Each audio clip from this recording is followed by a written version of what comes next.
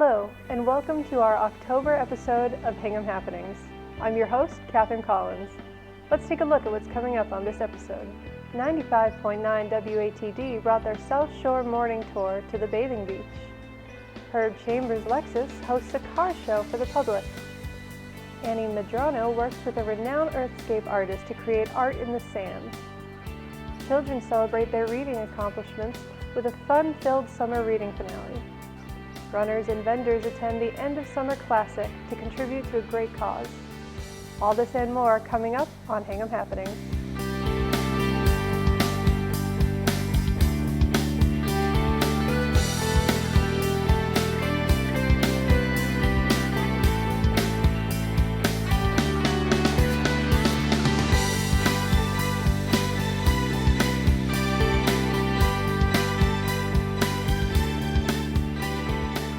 WATD stopped by downtown Hingham for some radio on the beach as part of their South Shore morning tour. Town officials and businesses were interviewed on air. Mary Lou's provided the coffee cake and hot beverages. Let's go live.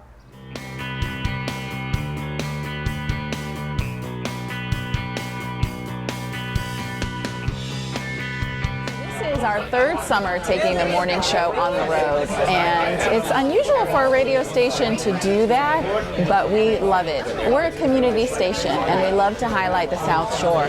So we thought this is a great way to really hyper-focus on the towns that make up our great community. So today we're in Hingham. It's a little bit of a drizzly, rainy day, but it's not stopping folks from coming out to see us. And this is our third stop this summer. We'll have one more stop at the end of August in Hanson. It's really a chance for people to share their communities with the rest of the South Shore. We find it's a great opportunity to interview everyone from maybe the selectmen or the town administrator or the people from the school department, plus other people from different departments, the police chief, the fire chief, to talk about not only what's going on in town, but also to draw interest from around the South Shore. So it's a chance for us to learn about everything from the past history to the present politics. So it's a great way to get to know more about the place we love. What we do is during the beginning of the year, we pick our towns out. We try to not repeat, so we've never been to Hingham before.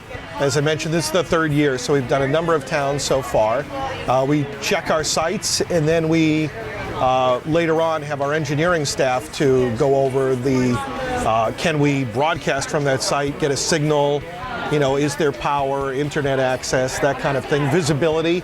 This is obviously a beautiful spot here at the gazebo, and Route 3A has got a lot of traffic. So we try to pick out new towns and then come up with different locations. They asked us to give little bits and pieces about old Hingham and how it developed. I personally have a lot of different interests in different areas in Hingham because when I'm volunteering at the Historical Society, something will catch my eye and I'll go along and follow up on it. Earlier we had a chance to speak with the entire board of selectmen here in town, so that was good. Paul Healy, Paul Gannon, and Mary Power were with us this morning. Also, we're going to be chatting a little bit later on with the town administrator and school superintendent, so that'll be fun. We talked a little bit about what's going on in Hingham. We talked about issues that are of mind to the town, things that the board is working on, and we also talked about what makes Hingham a special place. We have a lot of sponsors that are stopping by this morning, and the folks from Mary Lou's. Mary Lou's Coffee has been part of our South Shore Morning Tour since day one this summer, and the team comes bright and early with us to help set up. They offer coffee and coffee cakes for free. Just a part of coming on down, part of the package here when you come on down and visit us. We have a prize wheel that we've had sponsored this year by Coastal Heritage Bank, and we have this available. It's free for anybody to come to spin, and you're guaranteed to win something. So it's a chance for us to kind of, again, make it a little more fun by having some items to give away from local businesses. We reach out to Hingham businesses, for example, because we're in Hingham, but it could be any town. We get prizes on there, plus some WATD t-shirts and mugs, so it's a chance for people to walk away with a little gift just for coming out.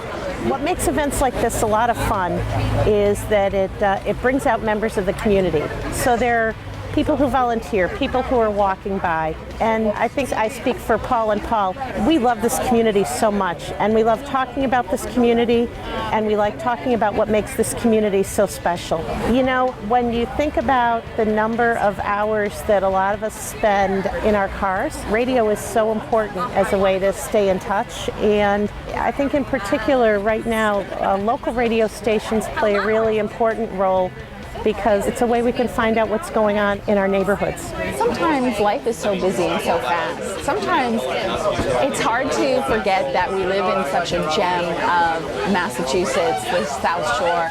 So we really want to slow things down and have you start your day with great information about Hingham, past, present, and future. And that's what our tours are about. Just really slowing down and focusing on all of the things going on for this great community.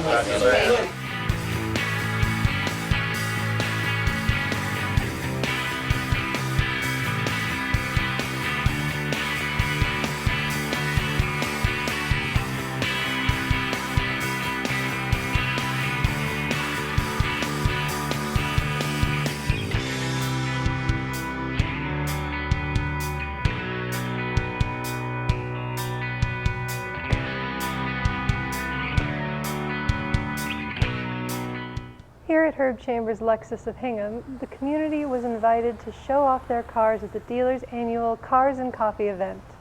Among the featured, Mr. Chambers' 55 Mercedes Gullwing Coupe. Food, beverage, and music were also provided. Shall we roll in?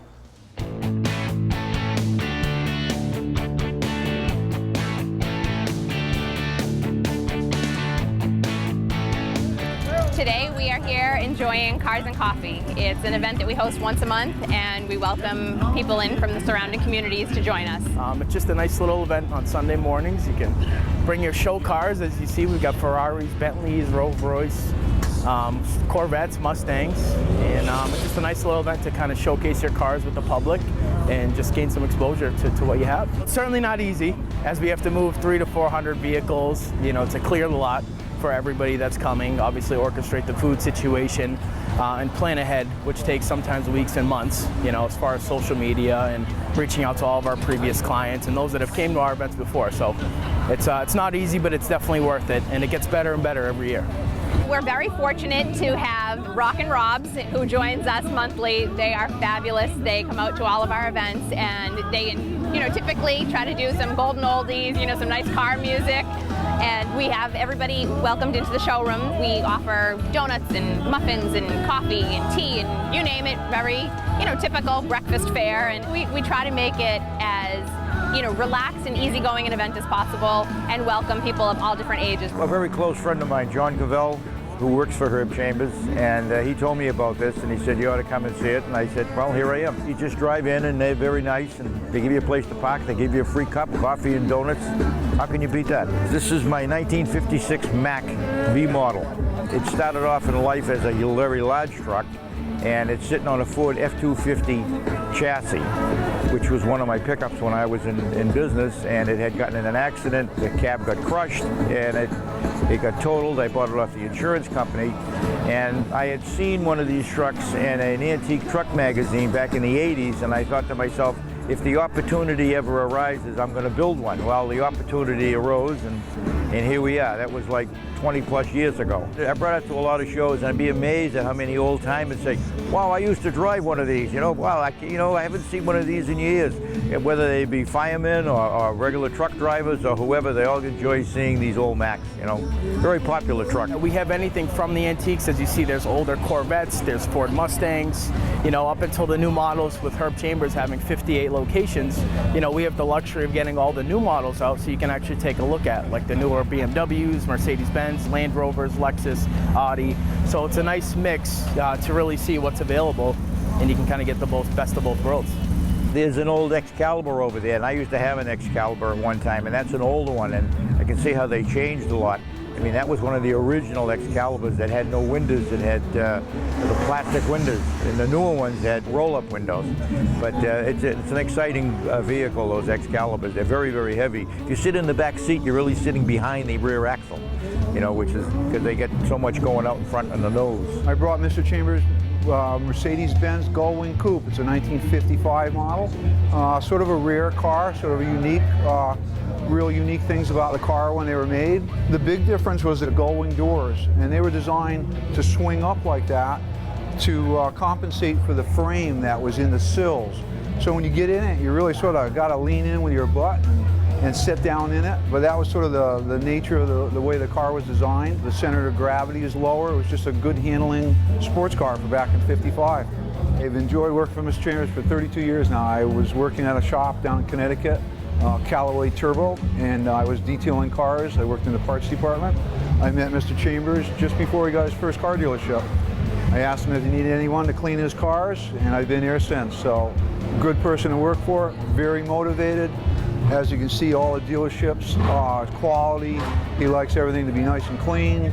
He likes the surrounding areas, the property to look good, and he expects it to stay that way. So I think that's a good incentive for all the employees and the people that come in and see it. With Hingham, you know, us being new neighbors here, it was something that really offered a gateway to get to know the community, to have a place to come and just enjoy and mingle amongst each other.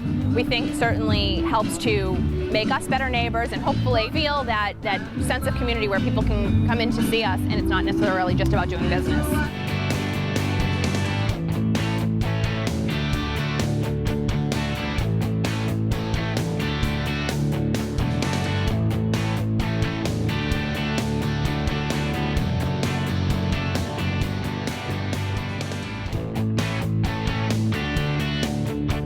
Nice day for the beach.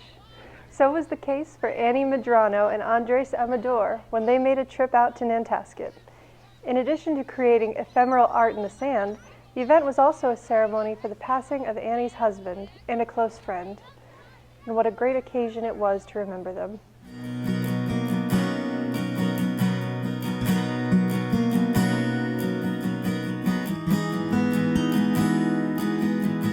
Today we are gathering for a memorial artwork for Annie Medrano and for two friends that we're commemorating. We'll be creating an artwork that is like a henna-inspired mandala, so a symmetrical circular piece that has kind of more of a spiritual quality to it. I need to do it during low tide, and so I have several hours to work. And yeah, usually it's about 2 hours that I give myself. And hopefully the tide hasn't returned by then. And it's a beach that offers enough space to work. And this one is beautifully flat and pretty wide, so lots of space. And it'll be about 50 feet across. I've always admired Andres Amador's ephemeral earthworks. So I thought I'd just write him and ask him if he wanted to make art on our beach and that I'd be happy for him to stay in my house. He wanted to offer one piece that we would do together as sort of an appreciation. And the only day he had available was August 15th. And I said, wow, that was my late husband's birthday. And he said, oh, then that means it needs to be a memorial to him. And I was tearing up at the time, and it just felt like the right thing to do. He had me design the actual piece that's going in the sand. The artwork is going to actually have spiritual and visual pieces that relate to three people. Salvador, my late husband, my closest friend Juliana, and then myself. First, Andres went out with his rakes and he did a rough outline of the whole design. And you really couldn't tell just how amazing it was going to look from then. But from there, he went with all the different styles of rakes he has and went into the detail work. The plate in the center there is the design that Annie created, and they're basing it off of that slowly. Everyone who's in the ceremony is going to receive a long stem white rose. And there'll be limited body painting. I'm just going to use one color to keep it simple, which is white, which is the color again of the roses. And we're going to be having live Latin music afterwards and possibly some dancing in the sand. So it'll be sort of a serious tone, and then it'll become more of a celebration I've been following Andreas's work online for a number of years. So when I saw something posted today about him being here, I got all excited and I ran down the beach. I live down on J Street. So to be able to see how an artist that's usually on the West Coast, he's always in exotic locales, all over the world, is bringing this to Hull, and to do something that's personal for a resident is just amazing. I love that I use my whole body, that in creating it it's not just small with my hand, but my whole body is involved in it, so I can really feel the work.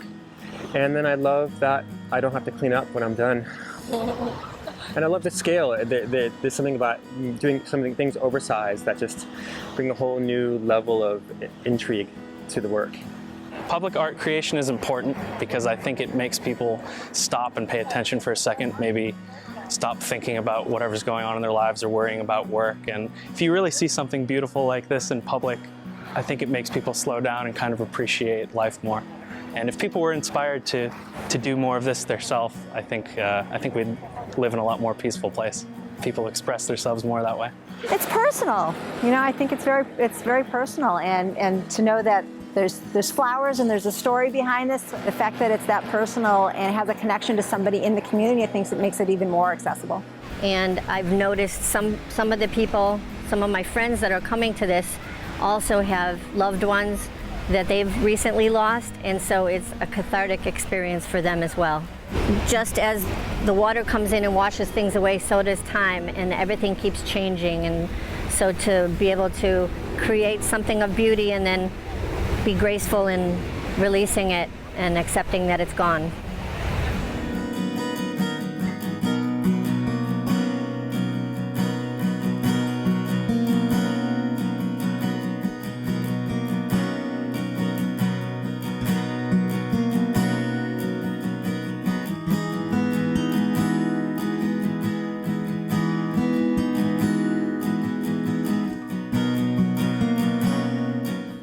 Children gathered at the library to celebrate reading with water games and ice cream.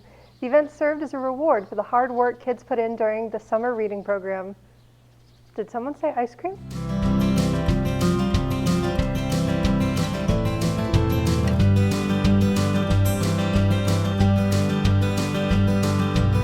Well, today there is a party for all the great readers who've done the Hingham Library Reading Challenge this summer.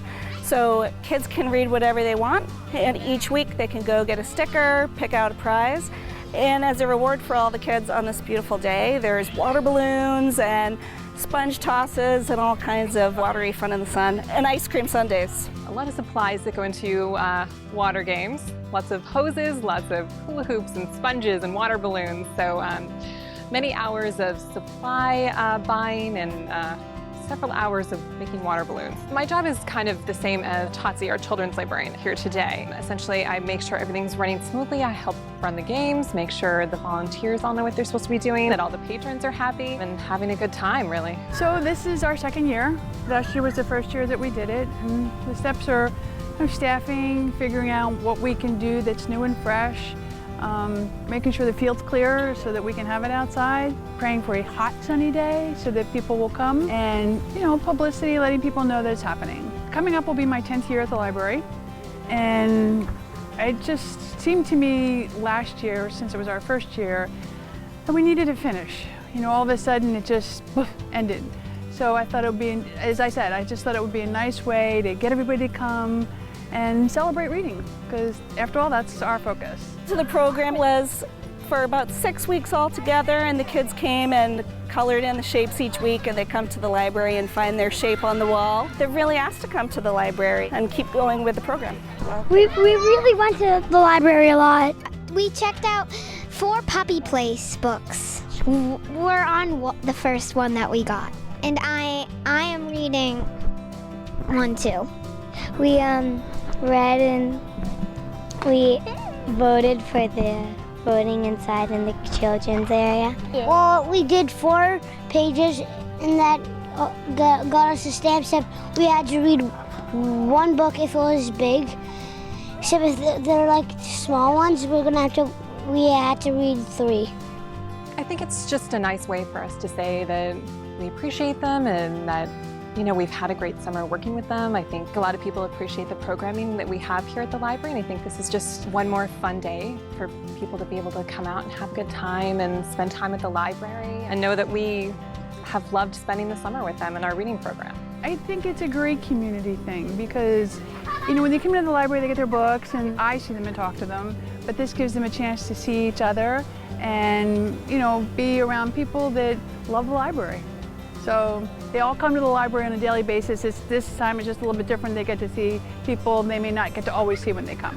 For the kids, I think it helps them know each other even if they're not in the same school, because there are multiple schools in Hingham, and I hope that as people drive by and see that there are great family things happening at the library, that even more people will be involved. My daughter's going into 2nd grade and started out a little slowly with reading, but it's been picking up and I really wanted to encourage her. We love going to the library anyway for all the great events they have, and so when I saw the Summer Reading Challenge, I thought we really need to do this because they're very motivated by the prizes and the stickers, and it gives us a reason to be sure to come to the library at least once a week. And it's really helped her reading. It's been a great motivator. It's really fun because you can choose what you can do. It's not like you have to do one certain thing. And you can make new friends and see old friends too. Besides the reading challenge, this library has unbelievable events in the summer. They had science-related events, had music and theater, and just really cool stuff. So I hope people check it out because they're doing really wonderful things here. We have lots of events year-round. So if they're at all wondering what we have an email list that they can subscribe to. We have newsletters. We always have physical calendars. We have all the events listed on there. And really, most of the events, anybody's welcome. Anytime they want to check out a fun event like this, they should just come on down to the library. It's a lot of fun and there's so many things to do. I had a really fun time today. What did you do at the library? We got books. Because there's lots of fun activities and you can like celebrate how much books you read. And you can make more new friends. Blah, blah, blah. I'll hold it. I'm in the middle. I'm just thankful we got such a great day, and I'm thankful that people could come, and it's just a wonderful place to be.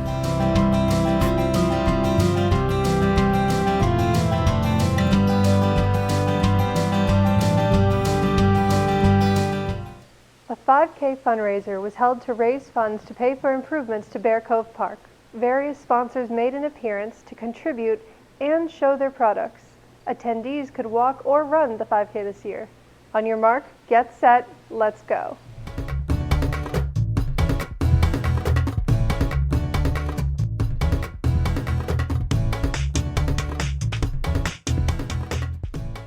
So tonight we've got 170 plus runners here for our annual 5-mile race.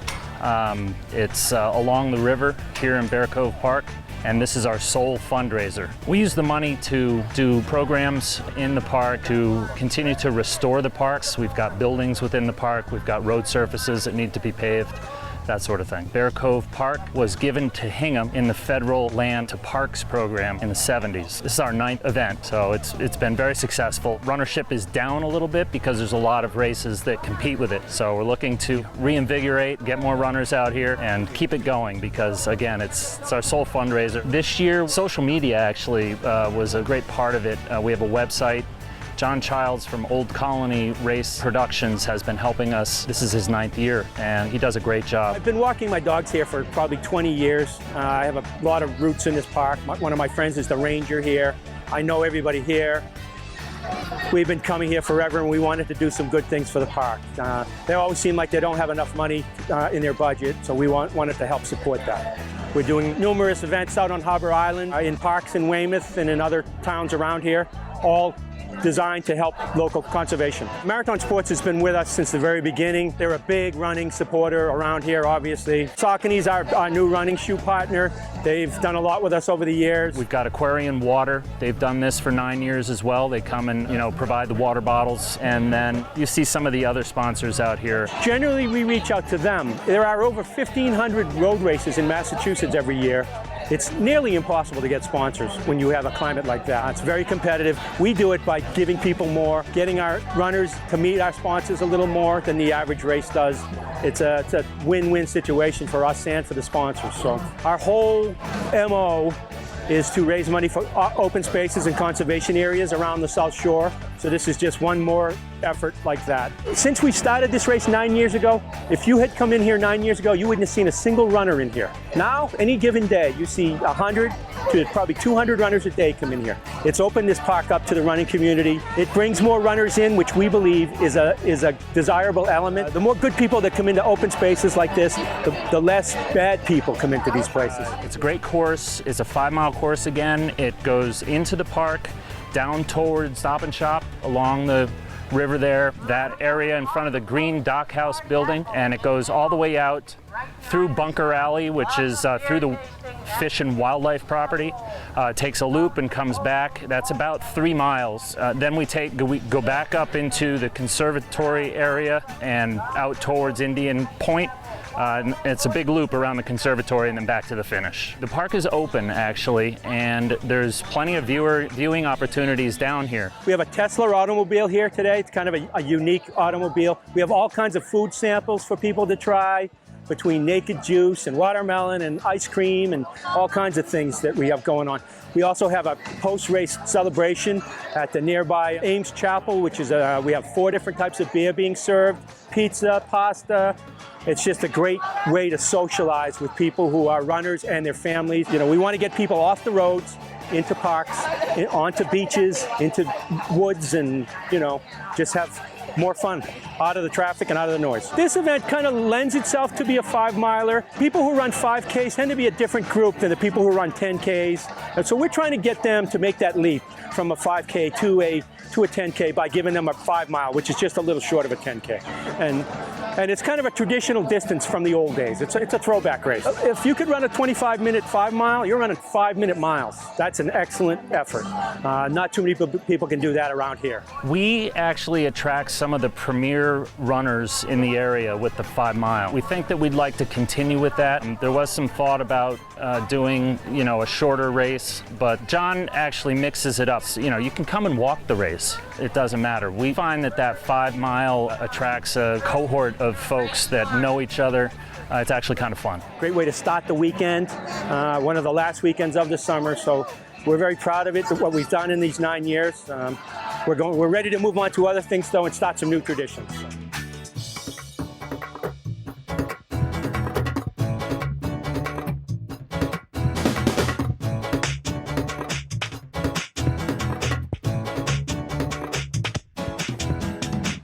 That's all for this month. Tune in next time for another exciting episode of Hingham Happenings. If you have any suggestions for a future episode, please email us at hinghamhappenings@hinghammedia.org. Thanks so much for watching.